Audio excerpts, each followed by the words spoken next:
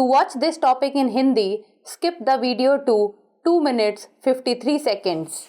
Hello and welcome to another episode of Legal Update. The topic of discussion is infringement under the Trademark Act. Why in news?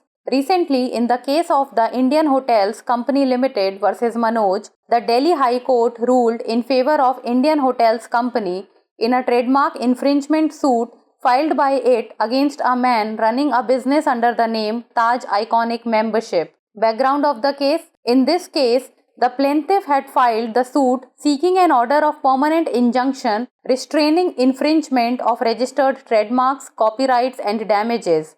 The plaintiff claimed that the defendant had used its registered trademark without any authority.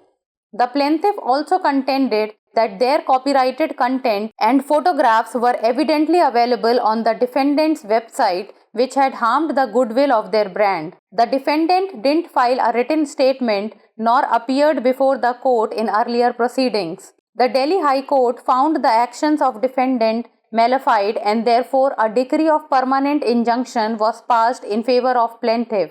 Court observation: a bench of Justice Mini Pushkarna awarded Rs 10 lakh damages and Rs 5 lakh costs in favor of the Taj Group and decreed the suit against the individual for infringement of trademark referring to Section 29 of the Trademark Act. Section 29 of the Trademarks Act 1999. This section deals with the infringement of registered trademarks. It specifies that a registered trademark is infringed when a person, without the owner's permission, uses an identical or deceptively similar mark in the course of trade, which is likely to cause confusion among the public or create an association with the registered trademark. This section covers various scenarios of infringement, including the use of a mark in advertising, packaging, or goods and services. It also addresses situations where the infringing use may not be identical but is still sufficiently similar to mislead or deceive consumers. Case law: Cadila Healthcare Limited versus Cadila Pharmaceuticals Limited 2001. In this case, the Supreme Court laid down important principles regarding the likelihood of confusion in trademark infringement cases. Now it's time for the practice question. Which section deals with the infringement of registered trademarks under the Trademarks Act 1999? Section 28, Section 29, Section 30, Section 31. Send us the answer in the comment section. That's all for today. Thank you so much for watching. Trademark अधिनियम के तहत उल्लंघन चर्चा में क्यों? हाल ही में Indian hotels company limited बनाम मनोज के मामले में दिल्ली उच्च न्यायालय ने इंडियन होटल्स कंपनी के पक्ष में फैसला सुनाया, जो कंपनी द्वारा ताज आइकॉनिक मेंबरशिप नाम से व्यवसाय चलाने वाले एक व्यक्ति के खिलाफ दायर ट्रेडमार्क उल्लंघन के मुकदमे में था। मामले की पृष्ठभूमि: इस मामले में वादी ने पंजीकृत ट्रेडमार्क, कॉपीराइट और क्षतिपूर्ति के उल्लंघन पर रोक लगाने के लिए स्थायी निषेधाज्ञा का आदेश मांगते हुए मुकदमा दायर किया था। वादी ने दावा किया कि प्रतिवादी ने बिना किसी अधिकार के इसके पंजीकृत ट्रेडमार्क का उपयोग किया है।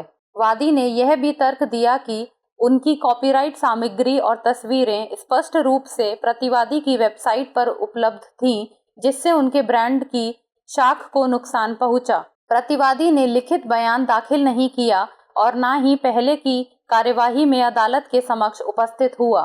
दिल्ली उच्च न्यायालय ने प्रतिवादी की कार्यवाहियों को दुर्भावनापूर्ण पाया और इसलिए वादी के पक्ष में स्थायी निषेधाज्ञा का आदेश पारित किया गया।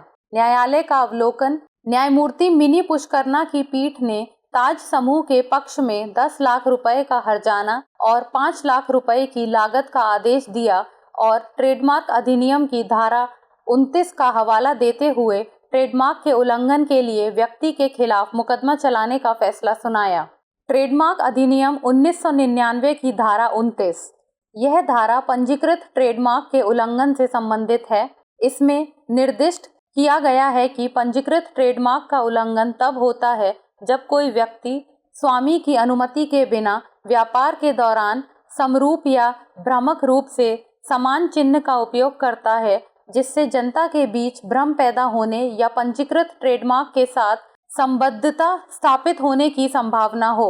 यह धारा उल्लंघन के विभिन्न परिदृश्यों को कवर करता है, जिसमें विज्ञापन, पैकेजिंग तथा वस्तुओं और सेवाओं में किसी चिन्ह का उपयोग शामिल है। इसमें उन स्थितियों को भी शामिल किया गया है जहां उल्लंघनकारी उपयोग समरूप नहीं हो सकता है, लेकिन फिर भी उपभोक्ताओं को गुमराह करने या धोखा देने के लिए पर्याप्त रूप से समान है। संबंधित case Cadila health care limited बनाम कैडिला फार्मास्यूटिकल्स लिमिटेड 2001। इस मामले में सर्वोच्च न्यायालय ने ट्रेडमार्क उल्लंघन के मामलों में भ्रम की संभावना के संबंध में महत्वपूर्ण सिद्धांत निर्धारित किए। अब बारी है अभ्यास प्रश्न की। ट्रेडमार्क अधिनियम 1999 के तहत कौन सी धारा पंजीकृत ट्रेडमार्क के उल्लंघन से संबंधित है? धारा 28, धारा 29, धारा 30, धारा 31। इस प्रश्न का जवाब आप हमें कमेंट सेक्शन में दे सकते हैं। आज के लिए इतना ही। धन्यवाद।